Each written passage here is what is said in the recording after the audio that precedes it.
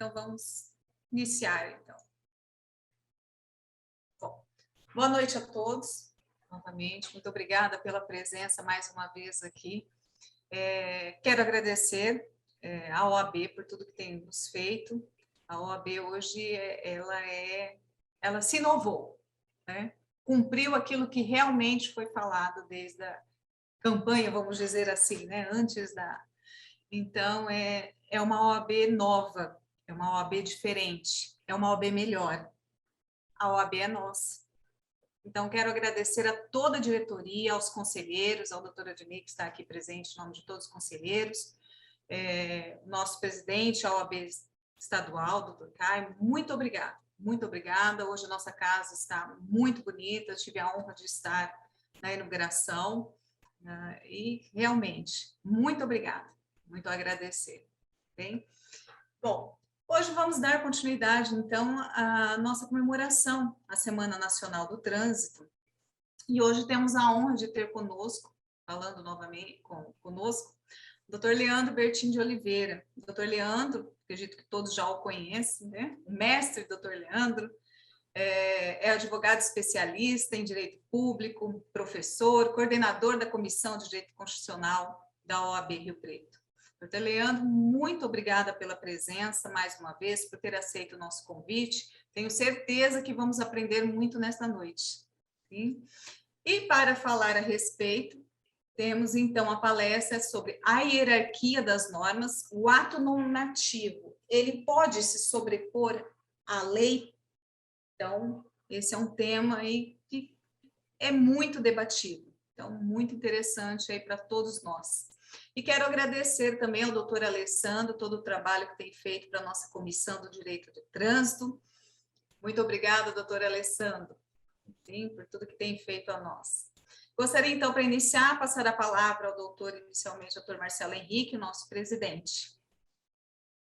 Boa noite a todas e a todos. Mais um evento da nossa 22ª subseção da Ordem dos Advogados do Brasil, Seção São Paulo, São José do Rio Preto, por esta maravilhosa Comissão de Direito do Trânsito, que tem realizado vários eventos para a advocacia e o exercício da cidadania na base da nossa subseção. Quero cumprimentar a doutora Vanessa Luquez por todo o trabalho de coordenação, ao lado do doutor Alessandro, como vice-coordenador, que coloca o tempo do seu dia a dia, do seu dia de trabalho, de família, em prol da advocacia e da cidadania. Quero cumprimentar o vice-presidente dessa subseção, doutor Henrique Atique, doutor Adnei Rogério, nosso conselheiro. Quero cumprimentar os coordenadores de outras comissões, doutor Davi e doutor Eudes, pelo trabalho também aqui. Quero cumprimentar a advocacia feminina em nome da doutora Ana Beatriz Laranja Demer. Muito obrigado por todos os amigos advogados e advogadas presentes. E quero aqui também reconhecer todo o esforço e a dedicação à advocacia do doutor Leandro Bertin, nesta subseção, inclusive coordenando a Comissão de Direito Constitucional. Doutor Leandro, muito obrigado por ter aceito o convite desta subseção, de estar aqui conosco, dividir o seu conhecimento, para que nós possamos aprender mais. E muito obrigado a todos os advogados e advogadas aqui presentes pelo prestígio que nos dá nesta noite, nesta quarta-feira. Um ótimo evento a todos, que Deus abençoe cada um dos senhores e senhoras. Obrigada. Doutor Alessandro Trigílio, com a palavra. Bom, boa noite a todos. É um prazer realmente estar aqui nessa noite, com esse evento da nossa comissão, né? Dando continuidade à Semana Nacional do Trânsito. Na verdade, a Semana Nacional Comemorativa terminou no dia 25, mas a gente está se estendendo porque o trânsito ele é contínuo. Então, a gente tem que sempre se aprimorar. E essa ideia que eu e a doutora Vanessa, nós discutimos e pensamos ser melhor para os advogados, porque na Semana Nacional do Trânsito, nós já temos muitos eventos que falam sobre direção defensiva, acidente, não que não precisa, mas como nós estamos na OAB, a OAB é nossa, nós estamos aqui também trazendo alguma coisa que agregue valor profissional, conhecimento para os profissionais, para os nossos colegas. Por que não fazer um evento para os advogados que tenham interesse, tenham até curiosidade ou atuem realmente no direito de trânsito, né? Muitos colegas, às vezes, nos procuram e perguntam até como que começa a fazer um recurso de multa, que é uma coisa não tão simples, né? E ainda mais para quem não milita na área, realmente fica um tanto quanto perdido para fazer esse tipo de coisa. E a gente, não é porque é advogado, a gente tem que saber tudo, sobre tudo. Isso não existe, né? Cada um tem a sua especialidade, mas, com certeza, nós, advogados, temos noções de todos os assuntos e a gente pensou trazer esse evento para aprimorar ainda mais esse conhecimento, que não se esgota, obviamente, aqui, e pensamos em vários assuntos polêmicos, assuntos que dão um pouquinho mais de trabalho, e por que não começar com o direito constitucional? Porque direito constitucional é a raiz, é a base de tudo, da lei, da ordem numa sociedade. Então, nós pensamos no direito constitucional e trazer o professor Leandro, meu amigo, meu professor.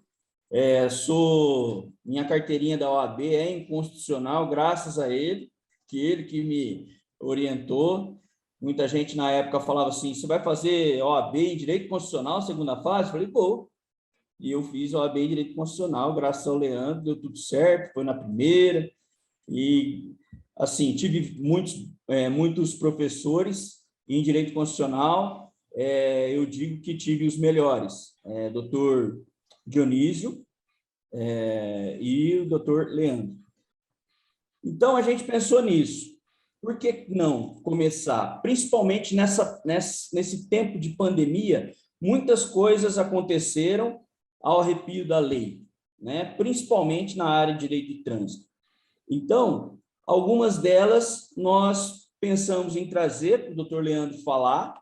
Eu conversei com ele, tive algumas conversas com ele, trouxemos aqui a inconstitucionalidade da recusa do bafômetro e hoje a hierarquia das normas, se um ato normativo pode suprimir um artigo de lei ordinária. Então, era isso que eu queria que o doutor Leandro falasse para nós, porque existem alguns exemplos que a gente vai discorrer durante a conversa do doutor Leandro, para ele explicar para nós podermos nos aprimorarmos ainda mais. É com você, meu amigo. Muito obrigado, meu querido doutor Alessandro, pessoa muito querida, nos conhecemos há muito tempo, muito obrigado, viu, pela homenagem. Eu só faço uma observação, viu, Alessandro? Você disse que teve a oportunidade de ter aula com professores de Direito Constitucional e citou o meu grande amigo, professor Dionísio de Jesus Chicanato, mas eu faço aqui também uma observação que tanto você quanto eu não tivemos uma honra de termos sido alunos do doutor Henriatic, não é? Certamente é algo que pesa em nossas vidas, mas carregamos isso e bebemos dos eventos aqui da OAB e certamente continuaremos a beber do conhecimento dele aí por um bom tempo. Eu agradeço a presença de todos, sobretudo do nosso presidente, doutor Marcelo Henrique, parabéns pela bela gestão que tem feito juntamente com todos da diretoria, doutora Vanessa, pelo convite, muito obrigado, de novo, doutor Alessandro, muito obrigado, todos os presentes, meu amigo doutor David Martini, doutor Francisco Eudes, uma pessoa fantástica, que aqui nos presenteia com a presença. Muito obrigado, viu, doutor Francisco Eudes, e os demais aqui presentes. É uma honra para mim, doutor Odinei, também aqui presente.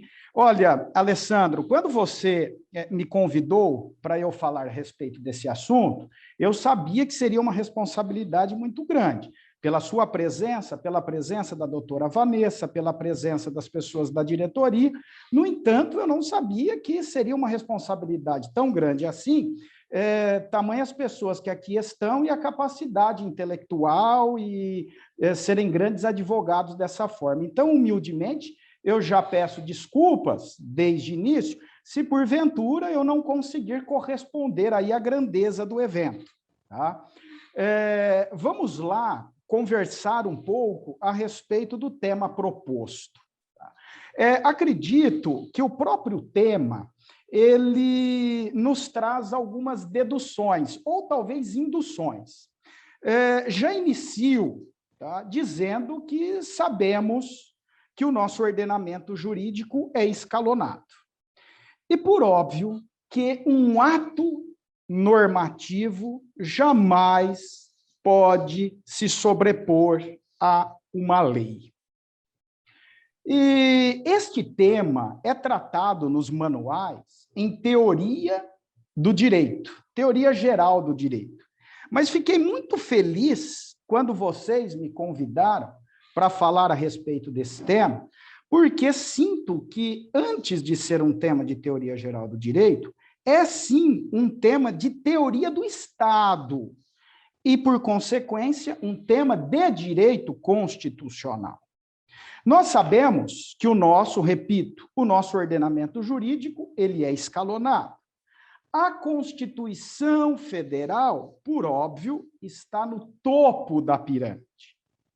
Abaixo da Constituição Federal, então, nós temos os chamados diplomas infraconstitucionais. E aqui eu cito alguns, os tratados internacionais, que não são de direitos humanos.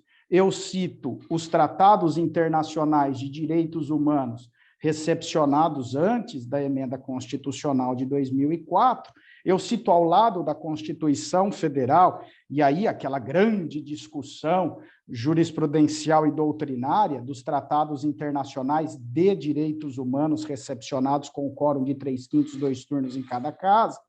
Cito as leis ordinárias, leis complementares, as emendas constitucionais.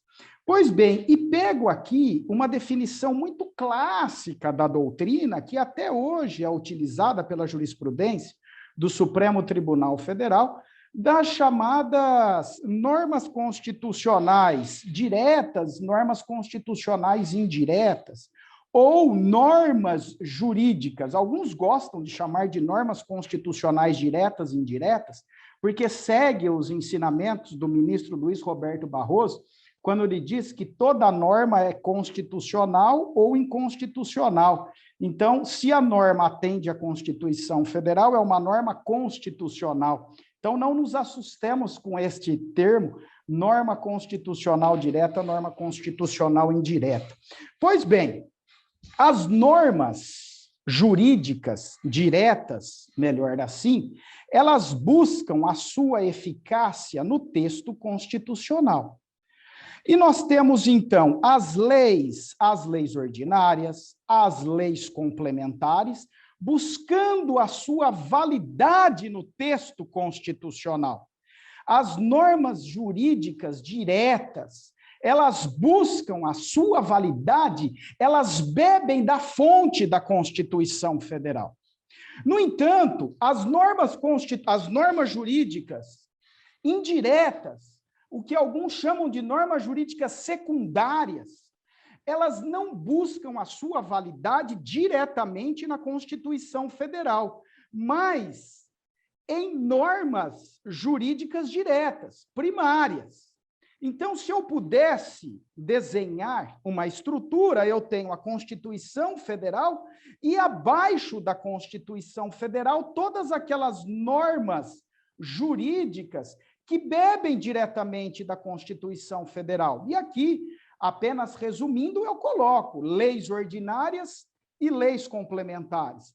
Abaixo destas leis ordinárias e leis complementares, nós temos as normas jurídicas secundárias, indiretas, que bebem não da fonte direta da Constituição Federal, mas da fonte direta destas leis. E é aqui que nós encontramos os atos normativos, os decretos, por assim dizer, e aqui vou chamar decreto no aspecto amplo do termo, tá? Seguindo alguns administrativistas que estabelecem decreto como gênero e tendo as suas variadíssimas espécies, tais como portarias, resoluções, etc. Então, os decretos, doutora Vanessa, doutor Alessandro, doutor Davi, doutor Henry, todos os demais presentes, nós sabemos que os decretos, eles são normas secundárias, eles são normas indiretas, eles não bebem diretamente da Constituição Federal, eles bebem, sim, das leis, e eles devem estar estritamente atrelados a estas leis e fazer exatamente aquilo que a lei ordena que eles façam. Os decretos, como regra, salvo uma exceção muito específica lá do artigo 84 da Constituição Federal, os decretos, e repito, decreto aqui em sentido amplo, vamos tomar como atos normativos, no sentido amplo do termo, eles não podem criar direitos, eles não podem criar obrigações. Os decretos, por definição clássica, eles servem para dar perfeita executoriedade à lei. Então, se vocês me perguntarem, os decretos estão submissos às leis? Por óbvio que estão submissos às leis. Os decretos, eles só podem atuar naquelas brechas que a própria lei permitiu que eles atuassem. Os penalistas estudaram muito bem isso. Muito bem isso. Acredito que os penalistas, na estrutura do direito, até mais do que os constitucionalistas, estudaram muito bem isso.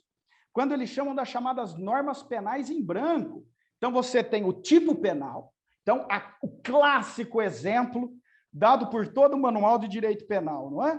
O clássico exemplo, você tem a lei de drogas. E a lei de drogas, então, estabelece todas as condutas que venham a criminalizar o tráfico de drogas. Mas em nenhum momento ela diz o que é droga. Ela permite, e prestem atenção nesse termo, lei de drogas, permite, e essa palavra é relevantíssima, ela permite que um ato normativo a regulamente. Então, um decreto, ele só pode dar plena executoriedade a uma norma se a norma assim permitir. O decreto, ele não pode sobreviver, repito, salvo o decreto autônomo estabelecido no artigo 84 da Constituição Federal, um decreto, ele não pode existir por si mesmo. Com os alunos da segunda fase da OAB, eu sempre brincava assim, ó, o decreto ele não pode boiar no ordenamento jurídico. Porque se o ordenamento é escalonado, se eu tenho a Constituição Federal no topo da pirâmide, esses dias, um aluno que também fez engenharia, disse assim, por que vocês do direito falam tanto de pirâmide, né? Isso daí me parece que não é uma pirâmide. Né? Vocês falam pirâmide de Kelsen, pirâmide que diz que não é de Kelsen. Isso não é uma pirâmide, né? Isso é outra coisa, é outra figura geométrica. Isso não é uma pirâmide. Mas, enfim, né, professor Henry? A gente acostumou a falar pirâmide, né? E um aluno que fez engenharia me disse, mas isso não é uma pirâmide. Mas, enfim, ainda bem que nós fizemos direito, não fizemos matemática, né? Então, aqui nós temos essa licença poética para falarmos. Então, se a Constituição Federal está no topo da pirâmide e abaixo da Constituição Federal, e aqui, repito, vou ser mais simplista, eu tenho as leis ordinárias e as leis complementares, e abaixo das leis ordinárias, das leis complementares, eu tenho os decretos, eu jamais posso dizer que um decreto pode se sobrepor a uma lei. Mas por que nós temos tantos decretos no ordenamento jurídico? Porque a lei, repito, que bebe diretamente na Constituição Federal, pode estabelecer casos em que o decreto irá bem regulamentá-la. Mas esta lei será inconstitucional se ela deixar para o decreto criar direitos e obrigações às pessoas. A própria lei, Alessandro, será inconstitucional se ela abrir uma margem tamanha de deixar para um decreto estabelecer determinadas condutas que criem direitos ou obrigações às pessoas. Eu gosto de um termo que diz assim, ó, decreto serve para perfumar a lei. O decreto serve para perfumar a lei. Alessandro, eu sempre dei, doutora Vanessa, eu sempre dei exemplos para os meus alunos do papel do decreto. E sem saber que eu seria convidado um dia para falar nesta douta comissão de direito de trânsito, mas há muito tempo eu falava o seguinte para os alunos: qual que é o papel de um decreto? Pelo menos deveria ser. E o exemplo era sempre a lei de trânsito. Eu dizia assim: quem cria o crime de trânsito, quem cria a multa do trânsito é a lei. A lei pode estabelecer como será realizada a manutenção do etilômetro de 6 em 6 meses, não estou dizendo que isso está na lei, é apenas um exemplo. De 6 em 6 meses, o poder público recolherá os etilômetros, fará uma fiscalização, colocará um selo do Inmetro para dizer que eles estão efetivamente... Isso é o decreto tem um papel burocrático na estrutura do direito. Um papel burocrático, mas jamais é o decreto que pode estabelecer, por exemplo, que se você não soprar o etilômetro, você comete o crime.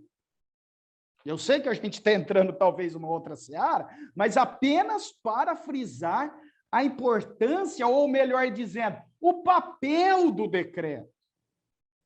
Decreto não pode criar obrigações. Decreto não pode sequer criar... O Supremo Tribunal Federal tem uma jurisprudência extremamente sólida a respeito desse tema. Pois bem, mas o mundo ficaria bom se as coisas fossem dessa forma como nós falamos, né? Olha que bonito. Constituição Federal no topo da pirâmide, eu tenho uma lei complementar, uma lei ordinária. Esta lei se atende à Constituição Federal, é uma norma constitucional direta, é uma lei, porque ela atende à Constituição.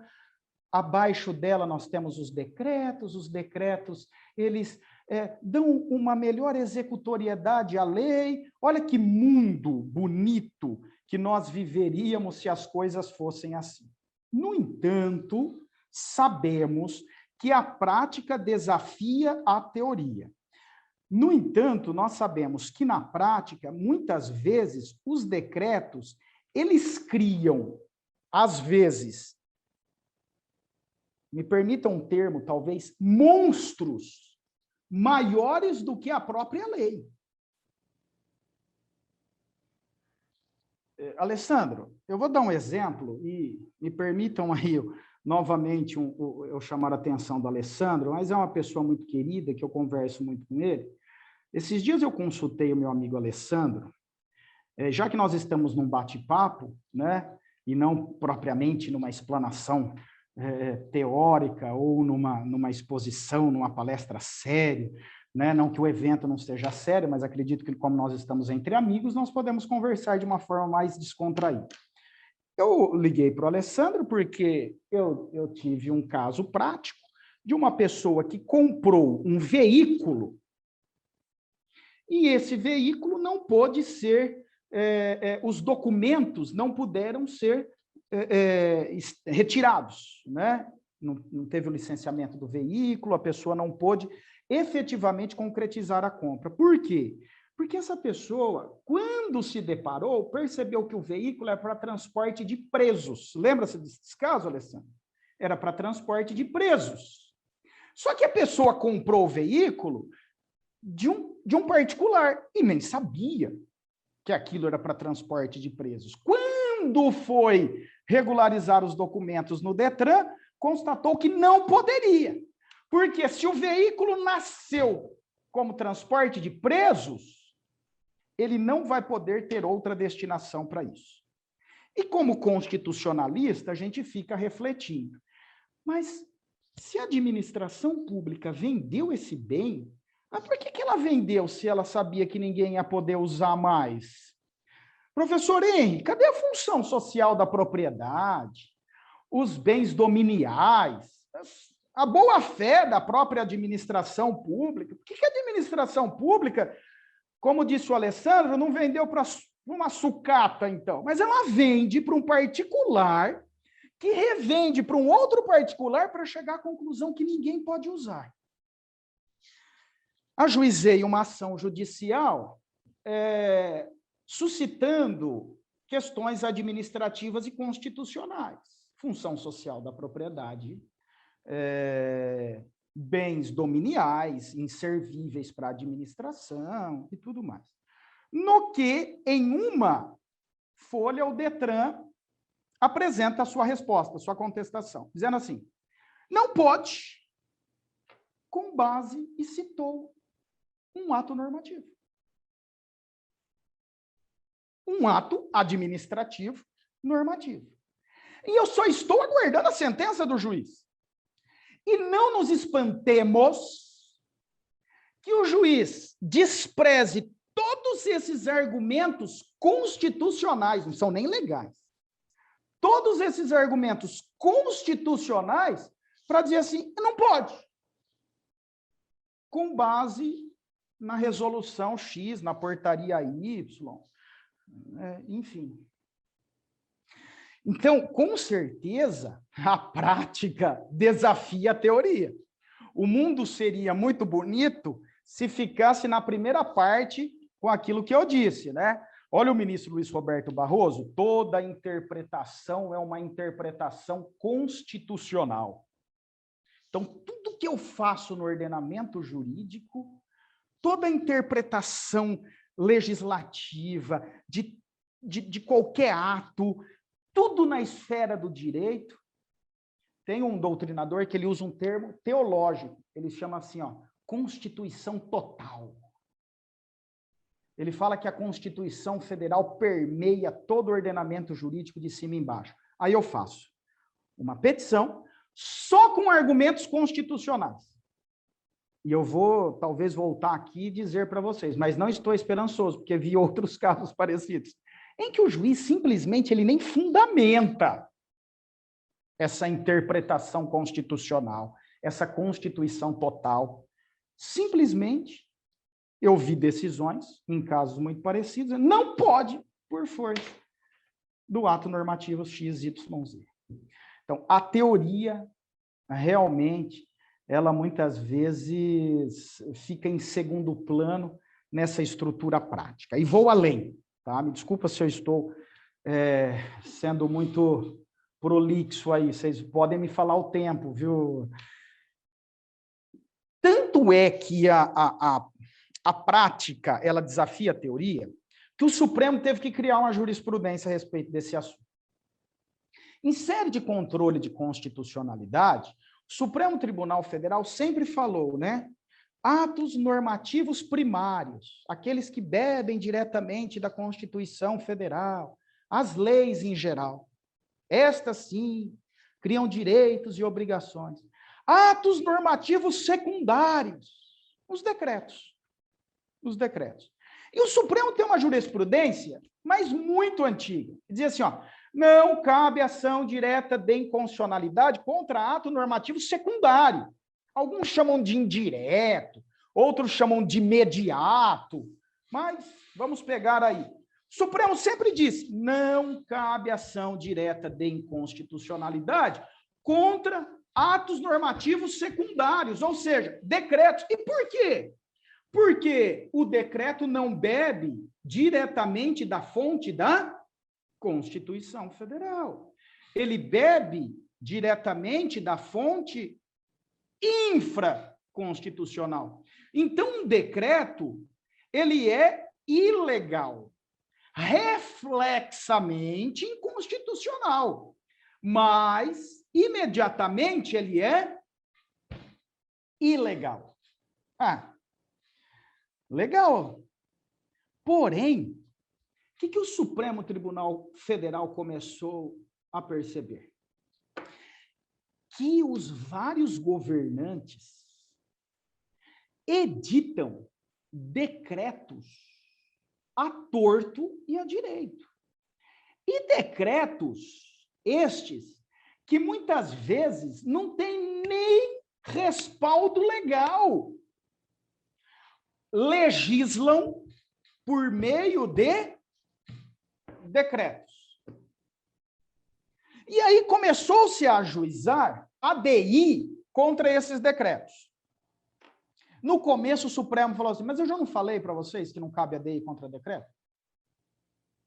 E aí, como são os advogados que criam o direito, como são os advogados, o grande astro do direito, os advogados começaram a dizer para o Supremo, mas Supremo, dá uma olhadinha que você vai ver que esse decreto, ele não está regulamentando lei nenhuma. O Supremo, é aquele decreto lá autônomo do 84, ele tem um caso muito específico. E Supremo, não tem nada a ver com aquele caso específico lá do 84.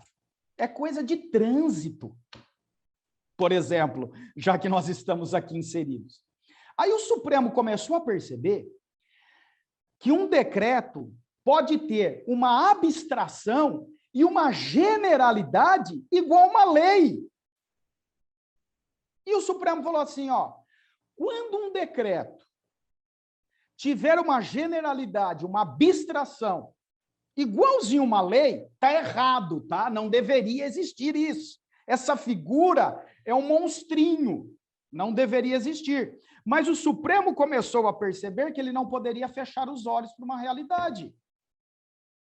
Aí o Supremo começou a falar, então cabe a DI de ato normativo secundário, cabe a DI de decreto. Quando o decreto ele tiver uma abstração, ele tiver uma generalidade tamanha que ele se parece com uma lei. A bem da verdade, ele é uma lei, mas feita diretamente pelo Poder Executivo ou por órgãos do Executivo. Olha onde chegou a nossa jurisprudência, caminhando, olhando a prática. Então, por que eu estou... espero que eu esteja sendo claro, se eu não estiver, fiquem à vontade. Porque eu comecei a minha fala dizendo que a Constituição está no topo da pirâmide, aquela coisa que nós aprendemos bem bonitos, né? A gente vai bonito, eu lembro do Davi, na faculdade, ele ia assim, um rapaz extremamente bem apessoado na faculdade e tal, né? E o Davi, ele ia na faculdade e gostava, né? Sempre foi um aluno exemplar, excelente, um destaque, tal qual o Alessandro, tal qual também o meu amigo Robson, olha aqui que está aqui, doutor Robson Toledo também, né? Chegavam garbosos na faculdade e diziam assim, professor, a Constituição Federal está no topo da pirâmide, né? Está. Abaixo está a lei ordinária, a lei complementar, sim. Abaixo estão os decretos, né? Exatamente. Para aí. E aí vamos sair da novela e vamos para a vida como ela é. E encontramos decretos criando obrigações, criando direitos, decretos autônomos fora daquela previsão prevista no artigo 84, que chega, né, ao cúmulo do Supremo Tribunal Federal ter que julgar uma ADI contra um decreto. Tamanha as irregularidades existentes. Estou me avizinhando do fim. Alguns, e agora estou para o fim mesmo, alguns em doutrina, eu particularmente não concordo, mas alguns em doutrina estão dizendo, começaram a dizer com a pandemia até aqui, que o Supremo Tribunal Federal, em suas decisões, relativizou a figura do decreto, permitindo decretos paralelos a leis. E alguns defendem isso com base em decretos de governadores e prefeitos municipais nesta época da pandemia, que decretaram o fechamento das cidades. Muitos diziam, olha, esse decreto está criando obrigações e está criando direitos para as pessoas, mais obrigações. E quando o Supremo Tribunal Federal, no julgamento da ADI, que discutiu esse tema, o Supremo Tribunal Federal chegou a dizer que os prefeitos e governadores, eles estavam no âmbito da competência concorrente. Alguns constitucionalistas pegaram essa decisão do Supremo e começaram a ler e falaram assim, competência concorrente é legislativa. Então, o Supremo Tribunal Federal está dizendo que existe essa possibilidade de competência concorrente, que é legislativa, ou seja, que é de lei, por meio de decreto. Outros diziam, não, aqui a competência é material, é a isso que eu me filio. Quando você teve os decretos municipais e estaduais, você estava no âmbito da competência material de efetivação da saúde. Porém, tá, essa é a minha posição a respeito do tema, por isso que não achava inconstitucional. Tá? Porém, houve e ainda há essa discussão do ponto de vista doutrinário a respeito do tema. Tá? Voltando para a esfera do trânsito, me parece que, e me corrijam se eu estiver errado, doutora Vanessa e doutor Alessandro, demais membros da Comissão de Direito de Trânsito aqui presente, que a teoria no direito de trânsito, repito, me corrijam se eu estiver errado, mas me parece que a teoria, em boa parte do direito de trânsito, passa longe e nós enfrentamos as agruras da prática, essa prática que eu estou falando aqui para vocês, né, que chegou a mudar uma jurisprudência do Supremo, né, e que existem discussões doutrinárias dizendo que o decreto pode sim, e que o Supremo relativizou a importância do decreto no caso da pandemia. Bom, enfim, acho que trago mais perguntas do que respostas. Por quê? Traria respostas se eu ficasse na primeira parte da minha humilde explanação, que é a parte teorética, tá? Que acredito que não tenha trazido nenhuma contribuição para os senhores, porque sabem muito bem disso que conversamos. Quando caio para as estruturas práticas e trago esses entendimentos, sobretudo do Supremo Tribunal Federal, que teve uma mudança de jurisprudência e essa discussão doutrinária a respeito do tema, certamente trago mais perguntas do que respostas. Mas fato é, como baluartes do direito, né, como aqueles que efetivamente são as grandes estrelas do direito, da teoria do direito, que são os advogados, temos que continuar a nossa luta para que a administração pública, o poder judiciário, possam efetivamente aplicar o texto constitucional. Me desculpem se eu me estendi demais, se eu fui muito prolixo, estou à disposição para batermos um papo a respeito do assunto. Muito obrigado pela atenção de vocês.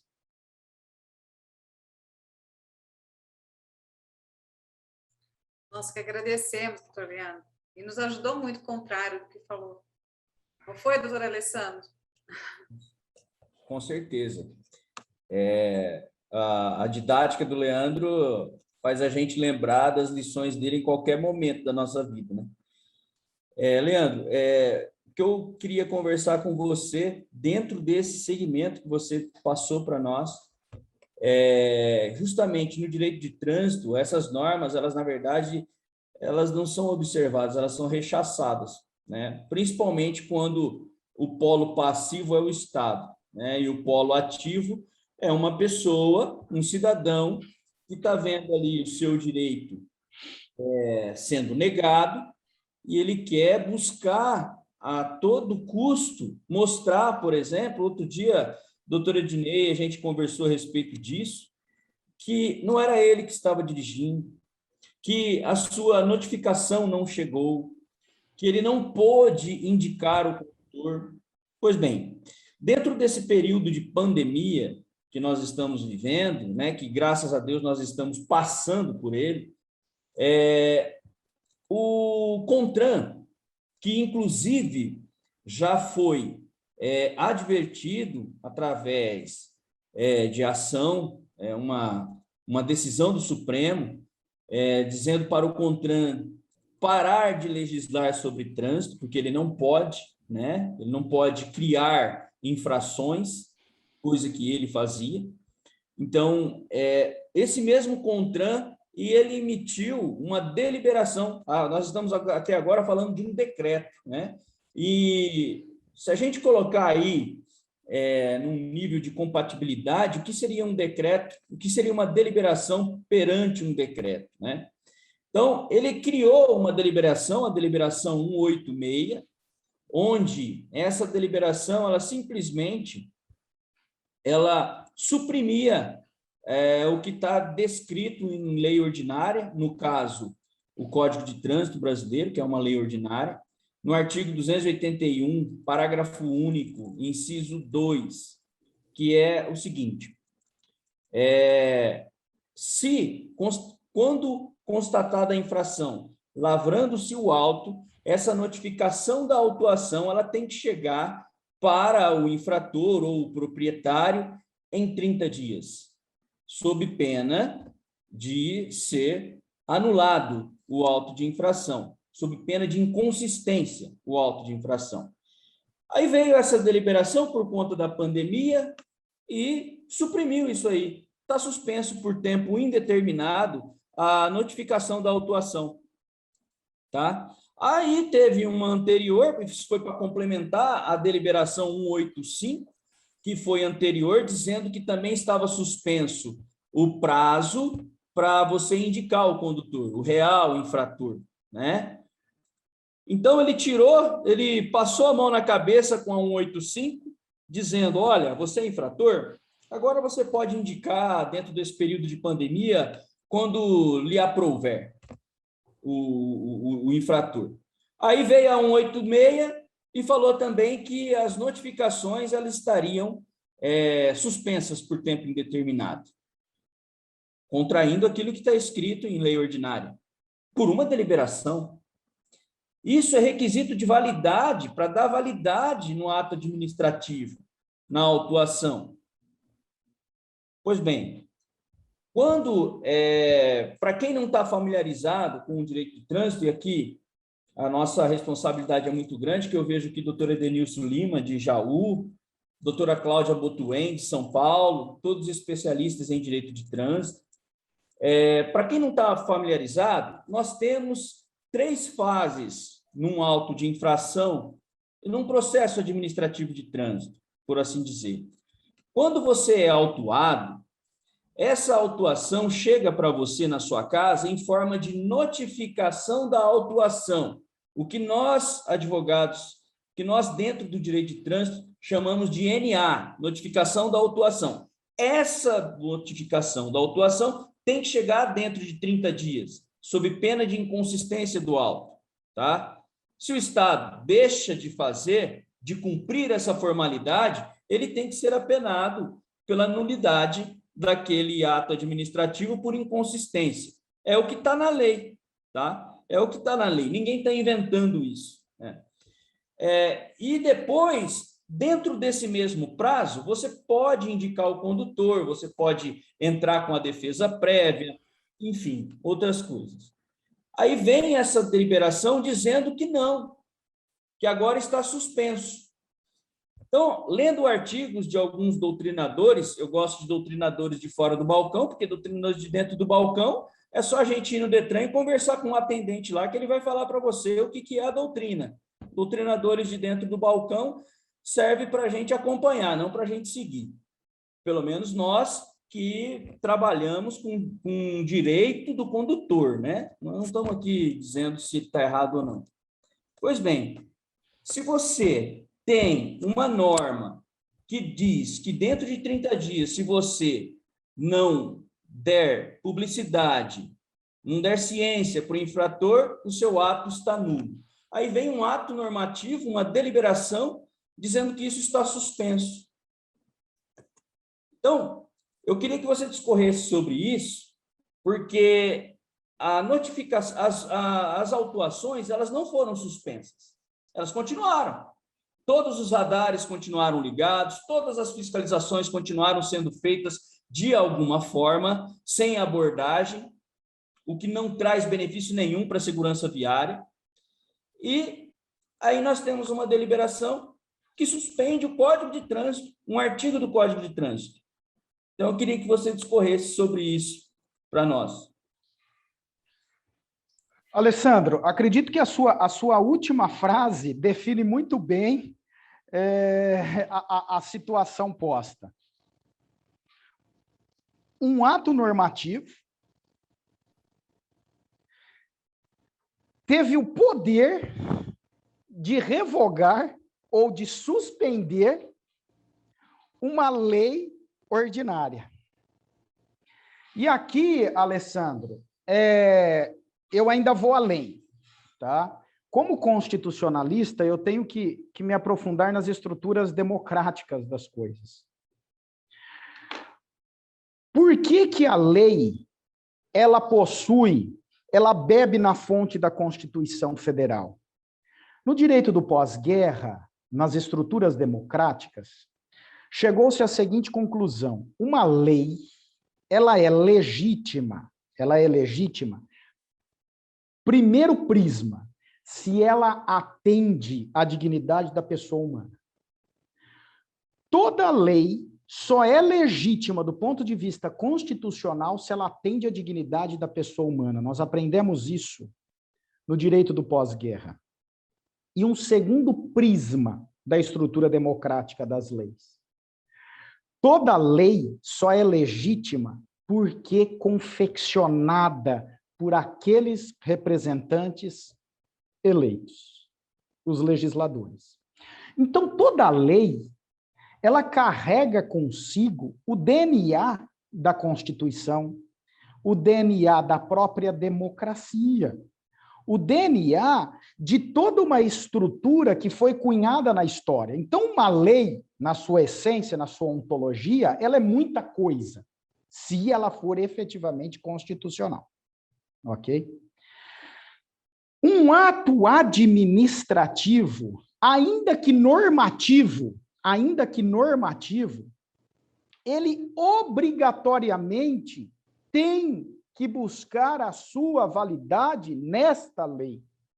E aí entra, de forma até mais simples, os ensinamentos do direito administrativo, artigo 37 da Constituição Federal: o administrador tem o dever de cumprir a lei. Por óbvio que é um absurdo você ter um ato administrativo normativo, sobretudo uma deliberação de um conselho, que estabeleça algo diverso daquilo que estabelece uma lei. Me parece, Alessandro, e aí nós conversamos um dia que você e a doutora Vanessa me ligaram, me parece que essa estrutura constitucional, legal, nós estamos esquecendo no Brasil. Nós estamos nos esquecendo dessa essência constitucional, ontológica e democrática da lei. A impressão que dá é que alguns vão minimizar essa situação. No entanto, do ponto de vista doutrinário, do ponto de vista histórico, é uma infâmia você ter uma deliberação, você ter um ato normativo, colocando-se contrário a uma hipótese legal. Não é só um descumprimento de lei, não é só um simples, entre aspas, descumprimento do princípio da legalidade. É um descumprimento da própria ontologia democrática. Porque se toda e qualquer lei constitucional. Daí a ideia de normas constitucionais. Se toda lei constitucional ela é democrática, porque, 1, respeita a dignidade da pessoa humana, 2, é feita por representantes do povo, quando eu tenho em uma canetada de um órgão do Poder Executivo estabelecendo isso, eu estou colocando em xeque toda essa estrutura ontológica, constitucional, democrática, histórica. Então, por óbvio, que é algo aberrante. Agora, a pandemia, ela trouxe para nós, sobretudo do direito, algumas questões, uma crise do direito. Tal qual aconteceu a crise da Segunda Guerra Mundial, me parece que a pandemia também trouxe uma crise do direito, né? Durante a pandemia, eu sempre dei entrevistas e me perguntavam a respeito dessas questões, desses choques, né, de direitos fundamentais. Então, a pessoa pode sair de casa, mas é um decreto que está estabelecendo, tirando essas estruturas de direito, se nós estamos inseridos numa competência concorrente do 24 ou inseridos numa competência de gestão do 23. Mas a minha régua sempre foi uma jurisprudência do Supremo Tribunal Federal com base na ponderação. São 2 direitos fundamentais em choque. Nesse caso, nesse momento histórico, qual direito fundamental possui o maior valor? Então, no caso, eu sempre defendi, só fazendo um paralelo com a questão da pandemia, o direito à saúde e o direito à vida. Nesse caso, Alessandro, quais são os 2 direitos fundamentais que estão em choque? Eu vejo que não há direitos fundamentais em choque, eu vejo que há um direito fundamental sendo descumprido.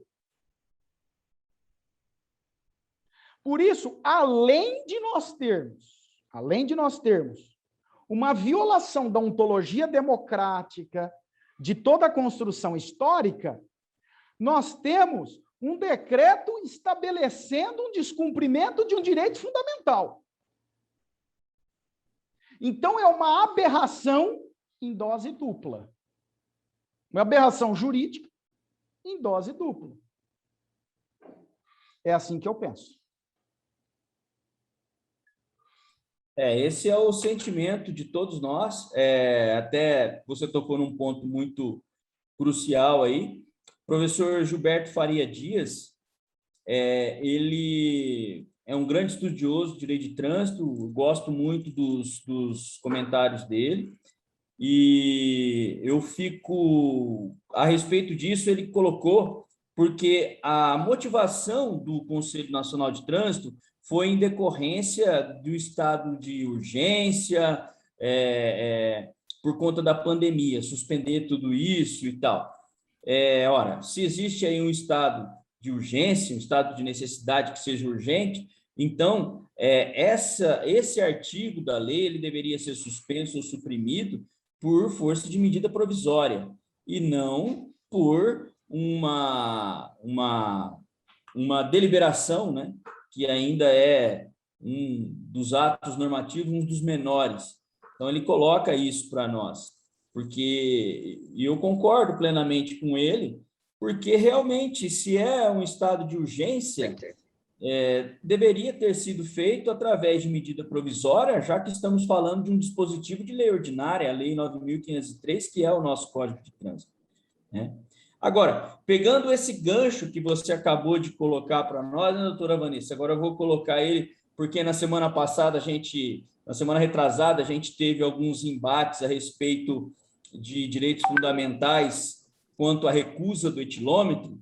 Nós tivemos que vários colegas, vários estudiosos, várias personalidades falando para nós. A recusa do etilômetro na pandemia, que foi o tema empreitada que a gente fez na Semana Nacional do Trânsito, a gente estava discutindo a inconstitucionalidade dele. Eu trouxe para a mesa uma experiência que eu tive como policial rodoviário, que todas as vezes que a gente parava um veículo, isso lá nos meados de 2010, 2012, 2013, eu fiquei na Polícia Rodoviária até 2014, a pessoa não queria soprar o bafômetro, o etilômetro, não queria fazer o teste do etilômetro, boa viagem. E a gente ficava com cara de paisagem, sem poder fazer nada, né? Veio, então, a multa da recusa, tá? Mas, assim, a multa da recusa, ela nos parece um tanto, até na época que eu trabalhava com isso, um tanto quanto desproporcional, desarrazoada. Por quê? Porque ela prevê, primeiro, ela prevê uma penalidade, a mesma penalidade para condutas diferentes. Se você soprar o bafômetro, você vai ficar e for constatado até 0,33 de álcool, você vai ficar 1 ano sem dirigir. Se você se recusar, eu também tenho a mesma multa pecuniária e vai ficar 1 ano sem dirigir. Se você soprar aí der a mais que 0,33, a partir de 0,34 por litro de álcool, por litro de ar, né? Você vai ficar aí 1 ano sem dirigir e ainda vai ter que responder o crime de trânsito do artigo 306. Então, em tese, as autoridades falam, a vantagem de você não soprar é que você não vai ser pego no crime. Tudo bem, mas são condutas diferentes com a mesma penalidade. E é isso que nós não conseguimos entender. Por outro lado, o artigo 277 do Código de Trânsito, onde regulamenta os testes para se verificar a alteração da capacidade psicomotora, ele traz vários testes que podem ser propostos para que o agente averiguar se você está em condições de dirigir ou não.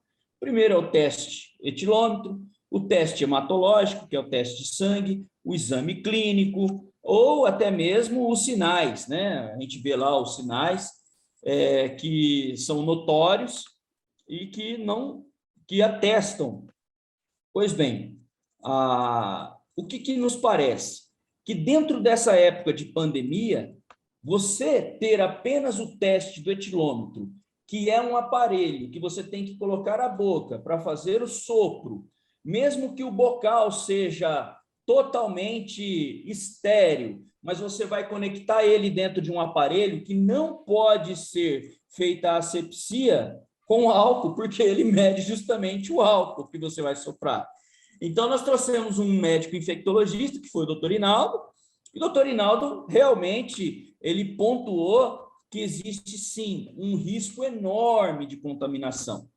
Também trouxemos o doutor Mário, que é juiz da comarca de Lençóis Paulista, para falar sobre a visão do judiciário a respeito disso.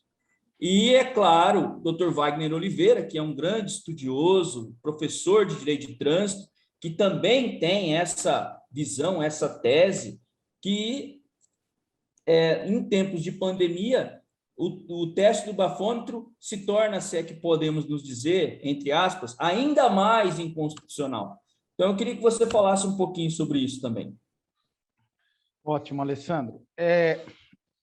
Você pontuou muito bem, antes de prosseguirmos nesse tema, a medida provisória, só voltando um pouquinho àquela parte, ela serve justamente, e existe uma crítica enorme da doutrina sobre medida provisória, que ela é um instrumento do parlamentarismo, que não deveria existir no presidencialismo, etc., etc. Mas ela serve justamente para esses casos, relevância e urgência, não é? E é importante dizer que a Constituição Federal estabelece que medida provisória não é lei, mas a Constituição salva a medida provisória. Então, por isso que o professor está correto, que escreveu sobre o tema, na minha humilde opinião. A Constituição diz que medida provisória não é lei, mas ela tem força de lei. Então, isso já faz com que ela seja um ato normativo, inclusive a jurisprudência do Supremo estabelece que ela é um ato normativo primário passível de controle de constitucionalidade. Só essa observação. Bom, voltando ao tema aí, né, do etilômetro. Durante toda a pandemia, eu me mantive muito firme na minha posição, Alessandro, que era necessário aplicar o critério da ponderação. Os valores, os direitos fundamentais, eles tinham que ser ponderados. E a ponderação, ela ocorre no caso concreto, ela ocorre no contexto, ela ocorre no momento histórico. Então, nesse caso, quais direitos fundamentais que me parece que estavam em choque? Eu posso dizer que seria a própria segurança coletiva, porque nós sabemos os malefícios que uma pessoa dirigindo alcoolizada pode causar, né, os acidentes, e do outro lado a saúde e a própria vida daquela pessoa. Então, nesse caso, como estávamos inseridos em uma pandemia, né, como você disse, espero que estejamos saindo, que não venha nenhuma nova cepa aí a nos assolar nesse momento, né? Mas, como estávamos, né, e ainda estamos, digamos isso, né, ainda temos que tomar muito cuidado, mas eu sei que essa discussão foi mais latente, como estávamos no pico da pandemia, como que você, tentando falar um pouco mais didático, vai trocar o certo pelo duvidoso? Como você pode parar uma pessoa e dizer para ela, sopra aqui algo que pode te levar à morte? E é bem isso. Vou dar um exemplo para vocês o que aconteceu aqui no escritório, tá? A minha esposa advoga na esfera trabalhista. E uma empresa, tá? Uma empresa faz aqueles exames periódicos, exames de saúde periódicos. Ok, isso é uma medida importante para as empresas. Justo no auge da pandemia, a empresa inventou de convocar os seus empregados para fazer exames de pulmão. E para fazer tais exames, muito parecido com soprar o etilômetro. Por mais que haja determinada asepsia, pois bem, o que aconteceu com um empregado? Tá? Esse empregado foi fazer o exame, voltou para casa e começou a sentir sintomas da Covid. Não sabe dizer se efetivamente foi o exame que ele fez. Mas, como você mesmo disse, Alessandro, o médico infectologista disse da probabilidade muito grande de se contrair esse vírus. Então, tem-se a ideia de que essa pessoa contraiu o vírus. A minha esposa ajuizou uma ação, né, colocando alguns empregados no polo ativo da ação contra a empresa, para que o juiz do trabalho desse uma liminar, dizendo que porque a empresa começou a dizer que se eles não fizessem, receberiam advertências, suspensão, aquelas punições. E aí, então, o juiz do trabalho, tá, de uma decisão muito bem fundamentada, conferiu a liminar, dizendo que aquelas pessoas não deveriam fazer o exame. E qual foi a fundamentação? Por óbvio, né?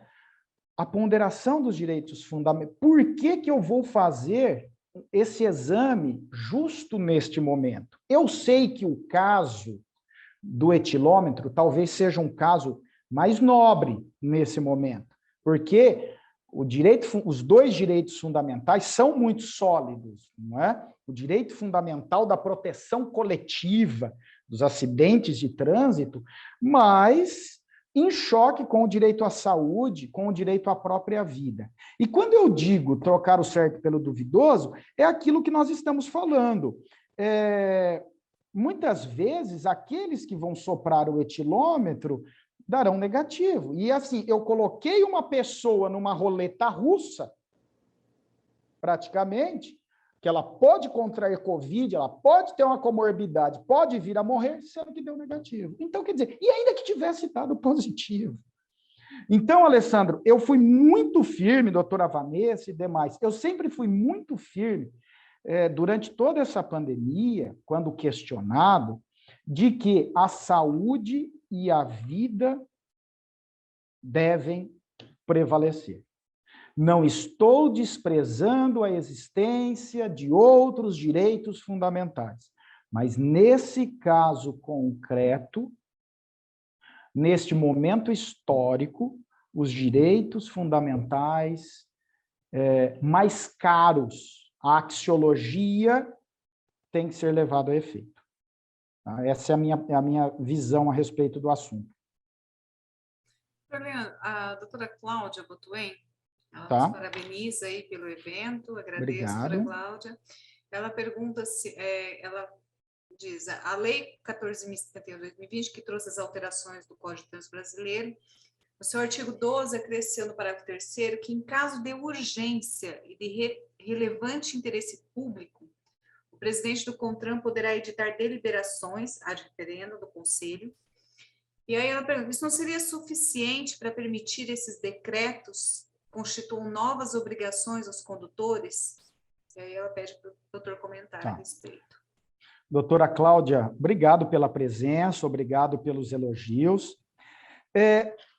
Doutora Cláudia e demais, muitas vezes as próprias leis são inconstitucionais. Como eu disse no início, o decreto, ele entra naquela brecha, tentando ser claro, deixado pela norma. Então, o decreto, ele regulamenta aquilo que a lei permitiu que ele regulamentasse. No entanto, muitas leis deixam ao alvedrio do executivo um poder imenso. E a jurisprudência do Supremo já disse inúmeras vezes que estas leis são inconstitucionais. Então, quando eu tenho uma norma que dá ao decreto, dá um ato normativo, um poder que ele não tem, esta lei é inconstitucional. Então, aqui, a doutora Cláudia, ela estabelece, ela traz, inclusive, de forma muito clara, parágrafo 3º. Em caso de urgência e relevante interesse público, o presidente do CONTRAN, desde que haja, né, o referendo ali do pleno, poderá editar deliberações. Aí ela termina, olha como a doutora Cláudia, de forma muito didática, termina a pergunta. Isso não seria suficiente para permitir que esses decretos constituam novas obrigações aos condutores? Onde vai parar essas obrigações?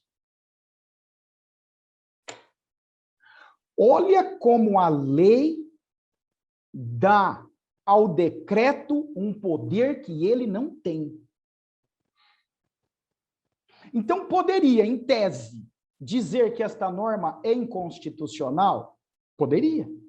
Porque uma lei não pode dar ao decreto um poder que ele não tem. O decreto, ele serve para trazer uma melhor executoriedade à lei. Mas eu não posso deixar ao alvedrio de estruturas do poder executivo a criação de obrigações aos condutores, porque daqui a pouco, e vocês acredito que podem me responder melhor do que isso, estão criando multas, né? Daqui a pouco estão até prendendo com base em decreto, não é? Então, voltamos a uma época de crise constitucional no nosso país, e não é assim que as coisas funcionam. Não é assim que a nossa Constituição Federal foi pensada. Claro que me submeto a opiniões contrárias e respeito a opiniões contrárias, ok?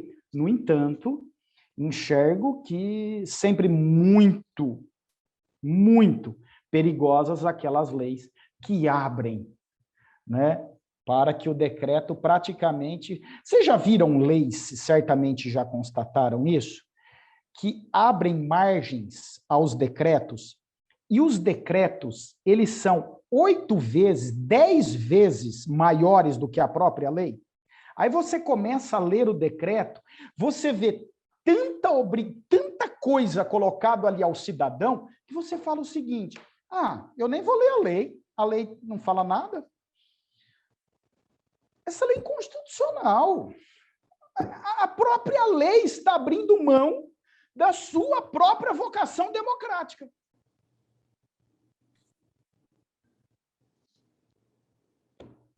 Não avançamos dessa forma. Não avançamos dessa forma. Eu acredito que as próximas leis virão. Deixe que o decreto diga, porque eu não direi mais nada. Pois é, exatamente. Então, é algo muito... As próprias leis não podem abrir mão da sua vocação democrática. Elas não podem... Eu sei, todos nós sabemos, que existe todo um trabalho político por trás das leis. E, muitas vezes, as leis, elas são abertas aos decretos, para que os decretos possam criar obrigações por um consenso político. No entanto, não é essa, repito, a vocação democrática das leis. Se os nossos legisladores se submetem a isso, é uma tristeza, mas é como eu comecei e terminei, teoria e prática. Mas temos que lutar contra isso, não podemos nos acovardar. É por isso, e aqui faço aí, né, uma observação a respeito da área constitucional, é sempre importante que o profissional do direito, desde a petição inicial, atente-se a essas questões constitucionais. Porque, a depender do caso, podemos levar essas discussões ao próprio Supremo Tribunal Federal. Todo o judiciário pode fazer o controle de constitucionalidade, difuso.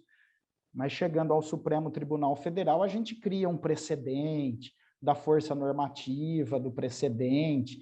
Isso pode nos trazer uma robusteza jurisprudencial maior.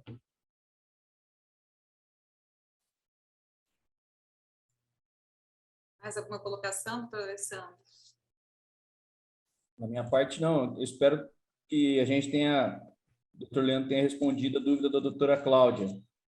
Ela tinha colocado, antes da gente falar sobre a medida provisória, acho que também deu para responder. Não sei, doutora Cláudia, se manifestar. Ela manifestou agora no chat, agradecendo, que foi perfeito. Tudo bem. Da minha parte, doutora. Alguém mais com alguma outra pergunta, algum outro questionamento?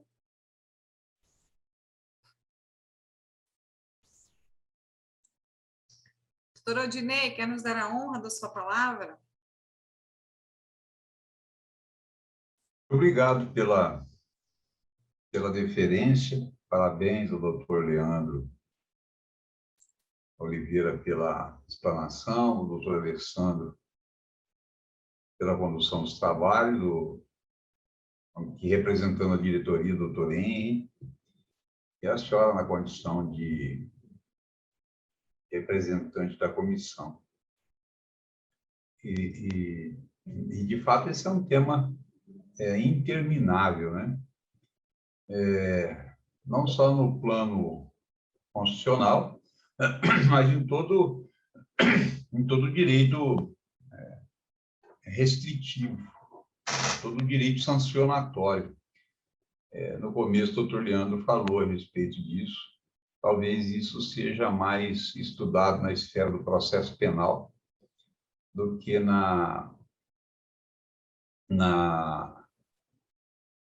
âmbito do direito constitucional.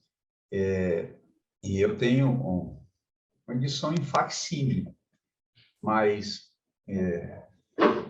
publicado logo depois da edição da Constituição Federal, uma análise de direitos fundamentais no plano processual, probatório, do professor Rogério Laurea Tucci. E, infelizmente, saiu só uma edição em facsímile, depois isso aí não foi reeditado. E tem uma análise espetacular a respeito dessas questões, porque nós saímos de um sistema até então estabelecido pela Constituição de 88, da Constituição da ditadura, né? A emenda constitucional 69, a última, que permitia, de certo modo, essa forma de regulamentação. E isso foi vedado na Constituição de 88. Recentemente, esse tema voltou à discussão, curiosamente, com uma ação direta de inconstitucionalidade promovida pelo presidente da República contra decretos de 3 estados, 3 unidades federativas, se me falha a memória, do Rio Grande do Sul, da Bahia e do Distrito Federal, exatamente a respeito dessa questão de proibição de circulação de pessoas, de abertura de comércio e cerceamento de liberdade de ir e vir. E alguns professores levantaram essa questão aí, e que havia amparo na Lei 13.000, que fugiu o número agora, e que regulamentava, estabelecia por lei as regras aí de controle da pandemia, a exemplo do que levantou a doutora Cláudia na pergunta que ela formulou, dizendo que era possível. Para quem assim raciocina, é possível essas normas do CONTRAN, impondo obrigatoriedade de soprar bafômetro e coisas que tais, de não envio de notificações no prazo de 30 dias. Do outro lado, há o pessoal que defendeu, eu me lembro que ele se chamava Clóvis, eu não me lembro o restante do nome, um constitucionalista, que defendeu a absoluta, e o doutor Leandro falou disso também, a absoluta inadequação da ação direta de constitucionalidade contra esses decretos estaduais, porque não se combate decreto via ADI. Claro que numa palestra é muito boa, muito esclarecedora a palestra, eu aprendi muito hoje, mas eu sabia que nós não encontraríamos um denominador comum. Eu gosto, em direito, quando 2 boas teses são sustentáveis. No caso aqui, nós temos 2 boas teses sustentáveis. Isso é bom, é ótimo, é dialético, e principalmente, nós estamos falando de advogados aqui, lucrativo. O ruim é quando você não tem para onde correr na situação, né? Porque nós temos uma tese para sustentar, aquela que nos interessa. E isso é extremamente interessante na área do direito, no campo do direito prático. E sobre essa questão de teoria e prática do direito, doutor Leandro, eu vou dizer uma coisa para o senhor. Essa aqui ainda é uma ciência social aplicada. E enquanto ciência social aplicada, o que interessa dela é só os efeitos práticos de sua efetivação. O resto é tudo baboseira. Me desculpe aí os teóricos, mas o resto é baboseira. E às vezes eu ouço, para contradizer isso que estou dizendo, alguém dizer, é verdade, vale mais a prática do que uma boa gramática. Para isso eu respondo, não tem nada mais prático do que uma boa teoria. Tá. Obrigado pela oportunidade, desculpe se me alonguei um pouco. Parabéns a todos pelo evento. Muito obrigada, doutor Odinei. Obrigado, doutor Odinei. Doutor Odinei, sempre o professor de todos nós, está sempre presente aqui e aprendemos sempre com a sua sabedoria, a sua experiência. O senhor foi professor da minha esposa na faculdade, viu, doutora Odinei? Ela lembra do senhor muito bem, Que bom, lá em Franca. E a gente bebe da sabedoria e da experiência do doutor Odinei. Muito obrigado, viu? Eu que agradeço. Alguém mais queira fazer alguma colocação, alguma questão? Fique à vontade. Então, nós vamos para o encerramento.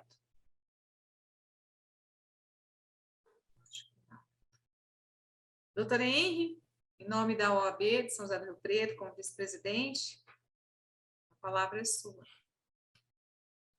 Doutora Vanessa Lucchesi, em primeiro lugar, quero mais uma vez cumprimentá-la, assim como cumprimentar o doutor Alessandro Trigílio, por mais esse evento, mais essa noite de ensinamentos, que vocês nos proporcionam com esse trabalho tão dedicado e incansável que tiveram ao longo de toda a nossa gestão do nosso presidente Marcelo Henrique, a quem tenho o prazer aqui, a honra de ladear e, sendo seu vice-presidente, na sua ausência, poder ter o privilégio de fazer uso da palavra aqui nesse momento. E, portanto, mais uma vez, lhes agradeço e parabenizo e congratulo pela dedicação e pelos eventos excelentes que nos proporcionaram ao longo de toda a nossa gestão e continuam nos proporcionando esses momentos tão importantes, interessantes e saudáveis, seja de aprendizagem, seja de convivência com os colegas, ainda mais nesse momento em que fomos forçados a ficar, distantes uns dos outros. Quero efusivamente cumprimentar, parabenizar meu caro amigo, coordenador da Comissão de Direito Constitucional e hoje palestrante aqui neste evento, doutor Leandro Bertini Oliveira, pela excelente exposição, pelo enorme conteúdo demonstrado e pela fidalguia, a amizade e gentileza de dizer algumas palavras sobre o meu pouco conhecimento na área portanto, palavras que não mereço, mas agradeço aqui, como falei no começo, quem tem amigo tem tudo e, portanto, agradeço aí a amizade que vem direcionada e consta aí dessas palavras elogiosas direcionadas a mim. Quero também saudar novamente nosso ex-presidente dessa subseção, nosso conselheiro seccional, meu caro amigo e doutor Leandro, a quem tive também a sorte da sua esposa de ter como meu professor, doutor Odinei Rogério Bianchim, e também saudar aqui toda a advocacia masculina na figura do doutor Edenilson Lima, que está com a câmera aberta, e a feminina na figura da doutora Ana Beatriz Laranja Nemer, que também está aqui com a câmera aberta, só para usar um critério, para não ter que citar todos os presentes e as presentes. Agradeço demais a todos os colaboradores também da nossa subseção, que mantiveram de pé, essa gestão e os eventos, em especial nesse momento tão difícil online, aqui hoje presente, portanto, na figura do Léo. E desejo uma excelente noite a todas e a todos, declarando, então, encerrado mais esse evento da nossa 22ª subseção da OAB São Paulo, sediada aqui em São José do Rio Preto. Muito obrigado e ótima noite a todas e a todos.